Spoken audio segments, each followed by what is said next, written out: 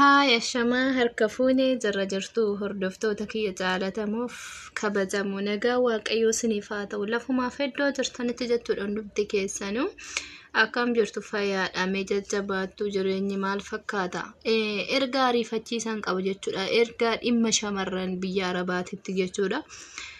Shamarran keenya jechuudha gaafa mana biyyarraa bahuu barbaannu amma ijoolleen biyya keessa jiran jechuudha gaafa hin deeminaa. Indeemina deemuun qabdanii nuu biyya ormaa keessatti siqaa meeqa dabarsine gaafa jennuuni akka nama isaanii hojjetatanii yoo geeddaraman yookiin jijjiiraman akka ittiin hinaafnutti kan fudhatanii didanii gara biyya ormaa kana dhufan jechuudha. So shamarran keenya please lubbuu keessanii jedhaatii biyya ormaa hin hawwina. Dhufan immoo beeka wannan isinitti himuu barbaadu biyya Saudi Arabiyaa kana keessatti jechuudha Araboonni bineensota garaagaraa horsiisanii dhossaadhaan qabu namatti mul'isan bineensa akka leencaa kan akka qeerransaa mana keessatti shiboodhaan hidhanii kan ol kaa'antu jira. Naacha bineensa gosa garaagaraa qabu. Garuu kana gaafa qabanii inni qabna jedhanii sitti himan kifilii kana akka seennee jedhanii si dhooggan jechuudha. Bineensa akka jawwee jechuudha kan jiraa si liqimsu. So kana oduu beeknu obbolaan keenya biyya jiran tolan jedhan jechuudha. Ni deemu miti didani garuu hundi keessan ga'ati namni obboleetti biyya alaati hin qabne obboleessa biyya alaati hin qabne hin jira jedhee hin yaadu. So namoonni akkasii kun obboleetti kee yookiin obboleessa kee gaafa biyya ormaa deemuudhaa kaatu gorsa tokko kenniif. Gorsi sun maal inni jechuu dandeessan? Gaafa inni duute yookiin gaafa ishiin duute miidiyaa irratti ni minaa dhiisa. Argalamuu maal gooname? Kaduu nuuf hin galu ka jiru hoo altiffanne maal qaba? Callisnee erga du'anii amma obboleetti teenya kaleessa duute gaafa durana dhaqqabaan ajjeesuu edan jettee maasitti dawwalatte jettee obboleettiin takka dubbatti Mubaarakitti. Maali faayidaan erga ishiin duute kan dubbattu gaafa duraa sammaanaa tababbara jettee iyyitee miidiyaa irra baatee dubbachuu didde Mubaarakitti maa dubbachuu didde iddoo ishiin jirtu. Gaafa bilbiltee akka jettee matu salloo kishinii mana sanii naa ergi jettee akka namni qaqqabuu danda'u maaf gaafachuu didde. Bar sammuun teenyatu yaaduu dhabuun kana gaafa namni tokko du'ee addunyaa irraa du'ee lubbuun nama sanii dhabame immoo hin boonya. So maaliif boonyame? Erga duute bakka hin galchinu warra hafeefoo furmaanni maalidha? Shamarran keenya obboleetti kee kan biyya arabaa kan keessattuu biyya Saudi Arabiyaa kana jechuudha. Biyyi Saudi Arabiyaan tuni miidiyaa irra hin baatu mistiraadhaan dalagdi wantoota lubbuu namaati irratti fudhattu jechuudha. Namni hin argu kan nama qalee nyaatu nama meeqatu jira biyya kana keessa hin beeknu malee jechuudha. Tuni amma miidiyaa irratti baatee argamte. Kan hin argaminoo meeqatu jira kan guyyaatti du'aa jiru. So isaan kana furmaanni keenya maali jechuu qabna? Obboleettiin ta'e biyya Itoophiyaa irraa gara Saudi Arabiyaa dhufuu fedhii qabdu. Gorsa tokko kenniif. Gaafa barartuu gaaf deemsisuu dammaatiin odoo sitti himne dhoofan jechuudha. Gorsa ati kennuufi qabdu gorsa akkamiiti yoo jenne mana tokko hoo seentee warri sun gaaris ta'u badaas ta'u gaafa beektu namoonni gaariin waan akkasiisan nusirratti hin raawwatanii namni rabbi sodaatus nima jira badaanis nima jira. Garuu namni mujriimni keessattuu namni akka bineensaa kan nama nyaatutu jira biyya kana keessa jechuudha.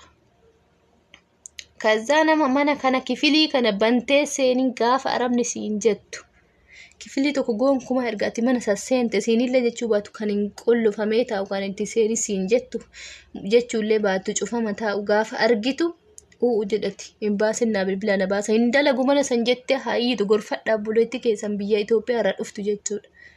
Callisnee gaafa isheen duute bichaa ol baanee miidiyaa irratti iyyuun bu'aanuuf hin qabu. So uummanni kun dhuguma uummata rabbi sodaatu hoo jennellee baay'ee ulfaatadha. Baay'ee tokko ulfaata biyya isaaniitillee ta'u waa jalaa hin goone jalaa hin aanneen hojjetannee jiraannaa mataa keenya jijjiirannaa isaanis mallaqa isaanii nusumna keenyaan abdannee walitti dhufne malee waa qabeenya isaanii hin dhufne. Kanaafuu obboleetti tiyya.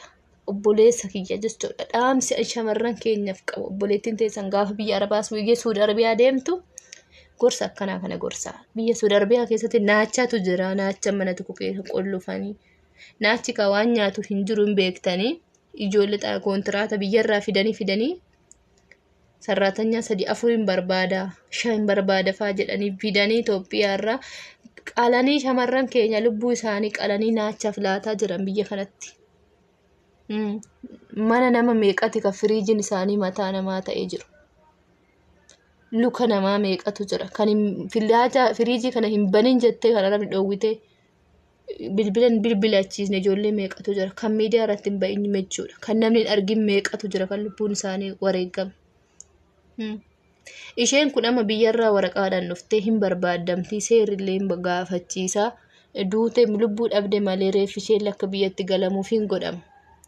Nuti hoo kan akka keenyaa warri barraa hojjetu warri dallaala irraa rabni sarratanyaa jaama'aa kiyya gaariidha jettee dallaala birrii xifii kafaltee dallaalli keenyallee gowwaan jechuudha kan qabee takkan odoo sunuun bilbilee hin gaafatin odoo hojiin ta'eef hin ta'iniif hin beekin guuree itti kennu.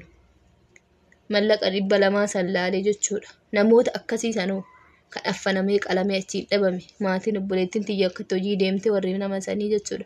Hojii deemtee hojii haganaa geechee dhabamtee nu barbaada jedhee kan boo'u meeqa jira. Kan as buutee ishii hin beekamne kan hin baasin hin beekne kan dallaalonni galchite hin beekne. Kun odoo nurratti ta'aa jiru callisnee shamarran keenya biyyarraa as deemuudhaaf qophaa'an nama meeqatu jira. Mootummaa yoo dhuguma micattii amma duute kanaaf furmaata hin godhin seeraan karaa seeraatiin seerri mucayyoo duute kana hin gaafatee kassaseetiniin reeffa ishiillee galchisiisee gumaallee irraa kaffalatee warra kaanii warra lubbuun jiraniif furmaata cimaa yoo hin godhin dhuguma mootummaan keenya mataadha naa dhaabbatu maal nu fayyada gaafa lammiin duutu. Fuudhee biyya keessa biyya ormaatitti as nu guuruun bichaan biyya Suudii nu banuun bichaan maaliin bu'aan inni nu qabu. So kanaaf obboleeyyoon teenya dhaamsi ansinii qabu gorsa tan obboleessi teessan yookiin obboleessa keessan gorfadha warra biyyarraa dhufuu fedhii qaban jechuudha. Akkas ani kanuma xumuree jira yaada biraallee hin qabu baay'ee tokko keessa kootitti natti dhagahamee wanta aamilee koo naa cabseedha jechuudha wanta baay'ee na gaddisiise. Hin ulfaata. Har'a erga duute boo'uun bichaan ani ulfaata waan jecha hin qabu. Kan miidiyaa hin argin kan lubbuu isaanii dhoksaatti ajjeefamanii maatiin amata 3 amata 4 amata 8 dhabanii taa'an meeqatu jira. Waan akkasii kana furmaanni maalii jennee iyyuu qabna.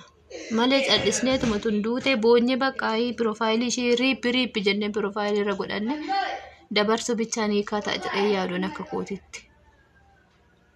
Baxaa minti natti ulfaatanii baay'ee keessa koona gube. Warra dhufaa jiruuf furmaanni maali? Biyyarraa barbaasuu bichaa miti mootummaan gaheen inni qabaachuu qabu furmaata godheeti. Namni takka gaafa duute gaafa mallasiin mootummaan mallas jechuudha. Odoo biyya awwaalanii mallasiin galchanii natti tola dhugaan bakka kanatti. Maaliif biyyi duraan nan jaalladha nan deeggaraa akka namummaa tokkootiin san jaalladha. Garuu hojii isaa kanarratti hin jaalladhu.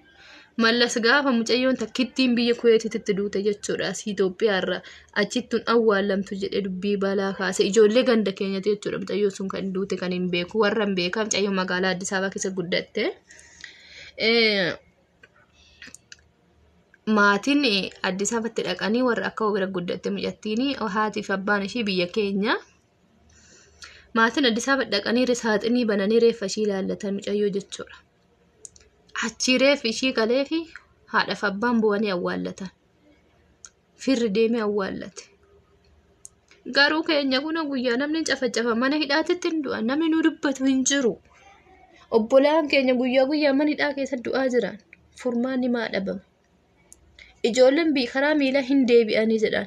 Dhugaa qabdi ijoolleen akkamitti jiraatti biyya keessa. Kinoo gadi baatee galuu hin dandeechu. Gadi yoo baatee asfaaltii irra ijoolleen baatee hojii barbaadachuu jette. Poolisiin Itoophiyaa keessaa kan hin barumsa hin qabne Afrikaan hin tamaarre. Uummanni Afrikaa uleen nama gashallata. Hoo seeratti gaafatte seerri hin jiru Itoophiyaa keessa. Namni akkamitti jiraata biyya keessa. Rakkoo kanatti ijoollee keenya bahaaraaf fidee asin manidhaa keessatti illee isaan guba. Kanaafuu obboloota keenya. Warra jiranillee warruma jiranuufumee furmaanni nuuf haa ta'u jedhaati. Dhaamsidhaan isinii qabu shamarran teenya obboleetti ta'e mana Arabaa jirtu sirriitti gorsi. Warri barraa hojjettanillee jechuudhaan biyya Saudi Arabiyaa kana keessatti of eeggannoo godha. Kutaa tokko hin seenin jedhamna.